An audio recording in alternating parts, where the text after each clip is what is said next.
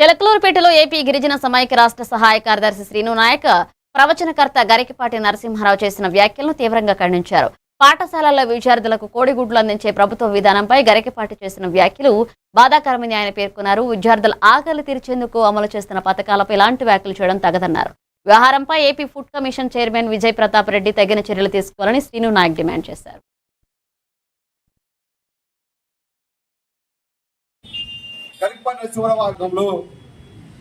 కోడిగుడ్లకు సంబంధించినటువంటి చేసిన వ్యాఖ్యలు చాలా బాధాకరం. సమాజంలో ఒక హోదాలో ఉన్నటువంటి వ్యక్తి, సమాజం పట్ల బాధ్యత కలిగినటువంటి వ్యక్తి గరికపాటి నరసింహారావు ఆ విధంగా మాట్లాడడం పట్ల ఏపీ గిరిజన సమైక్య నుంచి అలాగే ఏఐవైఎఫ్ నుంచి తీవ్రంగా ఖండిస్తూ ఉన్నాం.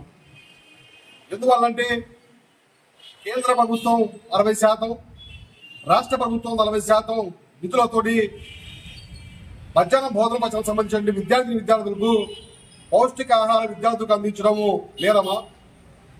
అటువంటి వాటిని ప్రోత్సహించాల్సిన పోయి ఆ విధంగా మాట్లాడడం చాలా దుర్మార్గం. కాబట్టి గరికపాటి నరసింహారావు చేసినటువంటి వాక్యాలను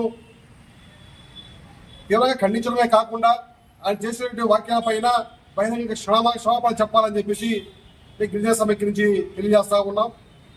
అదేవిధంగా రాష్ట్ర ఫుడ్ కమిటీ చైర్మన్ ఊరకు ఖండితుడుగా మాట్లాడడం కాదు, ఖచ్చితంగా గరికపాటి నరసింహారావు పట్ల సరైనటువంటి చర్యలు తీసుకోవాలని చెప్పేసి గిరిజన సమైక్య నుంచి మేము డిమాండ్ చేస్తా ఉన్నాం. ఒక ప్రవచనకర్త అయినటువంటి గరికపాటి నరసింహారావు గారు రాష్ట్ర ప్రభుత్వం అమలు చేస్తున్నటువంటి మధ్యాహ్న కోడిగుడ్లకు సంబంధించినటువంటి చేసిన వ్యాఖ్యలు